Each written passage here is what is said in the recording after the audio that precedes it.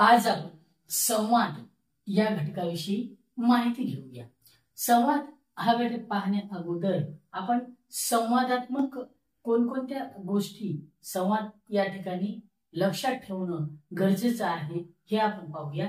संवादामध्ये महत्त्वाचा घटक असतो तो संवाद कुठे झाला ते स्थळ, त्यानंतर त्या संवादामध्ये कोणकोणत्या व्यक्ती होते, तसेच तो संवाद किती व्यक्ती झाला, किती जण त्यामध्ये होते, त्यानंतर तो संवाद ज्यावेळेस झाला त्यावेळेसचा ऋतू तसेच महिना, त्यासोबतच तो संवाद होत असताना नेमका कोणता प्रसंग चालू होता किंवा कोणती दिवसाची वेळ होती, अशा पद्धतीचे प्रश्न हे परीक्षेला येऊ शकतात। ते त्या घटकाशी निगडित असलेले, त्या घटकाशी आधारित असलेले प्रश्न त्यामध्ये येतात। ही गोष्ट आपण लक्षात घ्यावी। म्हणजे संवाद होत असताना त्या व्यक्तीचं नाव हे एकदम स्पष्टपणे न देता ते फक्त काय बोलत असतील याविषयी माहिती दिलेली असते। म्हणजेच संवाद होत असताना कोणत्या तरी एका विषयाच्या संदर्भात तो संवाद होताना आपल्याला दिसून येतो। आता आपण प्रत्यक्ष संवादाला सुरुवात करू। काय गणपतराव, आज निवांत बसलाय नव? निवांत कुठं, आता चालू या रानातून निम्मी अर्धी ज्वारी पाखरांनी ठेवली नाही, लय ऊन लागायला लागलं म्हणून आलो जरा सावलीत बसावं म्हणून या झाडाखाली टेकलो। गव्हाला पाणी पुरते का? पुरते कशाचं, आता 3 पाणी दिल्यात, बघू एखादं देता येते का? पोरगा पुण्याला आहे ना? हो, अजून 2 वर्ष राहिल्या शाळाची। चल धोंडू, जातो घरी, चल तू, म्या जातो या रानात उसाला पाणी पाजायला। अशा पद्धतीनं 2 ज्या व्यक्ती आहेत त्या व्यक्तीमध्ये संवाद झालेला आहे।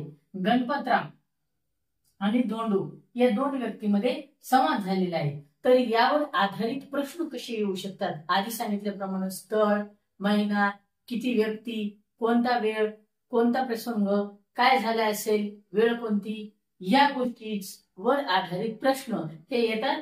तसेच प्रश्न या दिलेल्या संवादाचा जो परिच्छेद आहे त्यावर आपण पाहूया। वरील संवाद कोठे झाला असावा? वरील संवाद हे जेव्हा 2 व्यक्ती बोलत होते तेव्हा तो संवाद कोठे झाला असावा हा विचारलेले। पहिला आहे गणपतरावच्या रानात, अंगणात, धोंडूच्या रानात, वाटेवर झाडाखाली। जेव्हा हे 2 व्यक्ती बोलत होते तेव्हा काय गणपतराव आज निवांत बसलाय, निवांत बसलाय, हा धोंडू हा गणपतरावांना विचारतो। म्हणजे धोंडू हा रस्त्याने जात असतो आणि तो गणपतरावांना विचारतो, म्हणून हा संवाद हा वाटेवर झाडाखाली झालेला आहे। जाता जाता धोंडू हा विचारत असतो। संवादातील वर्णनावरून कोणत्या महिन्यात संवाद झाला असावा? जून, एप्रिल, जानेवारी, ऑक्टोबर।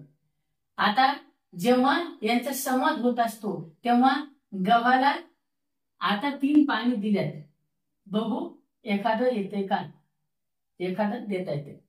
तर यामध्ये गहू हे जे पीक आहे ते हिवाळ्यामध्ये रब्बी हंगामात पेरतात आणि मग आपल्याला मार्च एप्रिल महिन्यामध्ये ते आपण काढतो।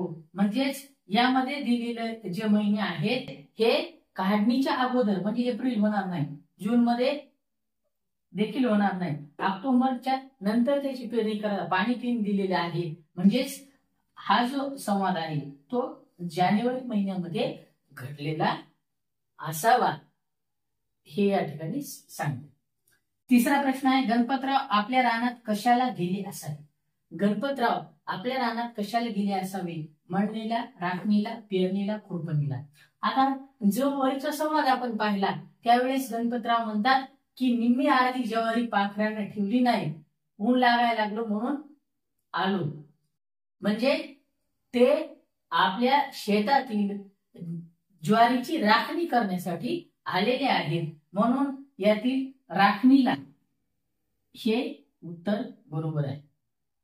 अशाच पद्धतीनं संवाद, त्या संवादामध्ये ते जे प्रसंग आहे, जो संवाद घडत आहे, त्यातील व्यक्ती कोणकोणते आहेत, किती व्यक्ती आहेत, स्थळ कोणतं आहे, ऋतू कोणता आहे, महिना कोणता आहे, ते त्या प्रसंगातील पात्र जे आहेत ते काय करत असतील, अशा अनुषंगानं प्रश्न हे परीक्षेमध्ये संवादात्मक जे उतारा असतो त्या उताराच्या माध्यमातून आपल्याला येत असतात. अशा पद्धतीने आज आपण संवाद आणि संवादामध्ये नेमक्या कोणत्या गोष्टी येतात, त्या आधारित कोणकोणते प्रश्न येतात आणि ती माहिती आपल्याला वाचून समजून घेऊन कशी लिहायची असते याविषयी आपण माहिती बघितली.